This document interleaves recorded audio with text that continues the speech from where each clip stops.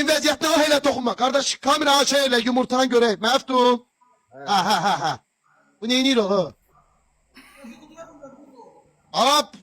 Meymu. Elimi aşağısa. Ha dizleri koyma. Dizleri koyma. Ben silmişim. Başımıza taş düşsün. Taş, Dizleri yere koyma. Tamam gitti. Ya Allah. taş düşsün. Ha. Aklıma geliyor. Bir, ay. Ha. Ama daha tutar da. Hoppa. Allah. Aşağıya dala bile salam Mesut.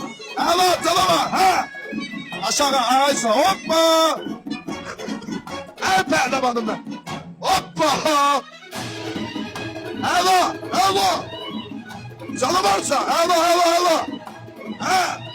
Sana var. Yakına gideyim Mesut. Allah. Ellerini göster ellerini yasa. Tamam bile. Allah. Tamam bile. Opseli. Obrelli Allah. Hayır kalk. Dala Mesut. Biraz da dörs. Az kaldı. Canavar az kaldı. 3 tane kaldı. 3 yumurta. Ama 3 bence. Biri.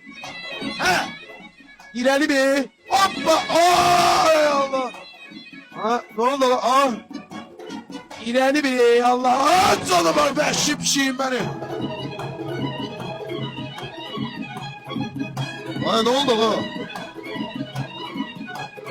Ay ne oldu lan? Bak kuşu değil çekilebilir. Allah canavar. Ne olacak? Set gitti. Allah. Alkışlı ya. Allah. Set gitti. Değil mi?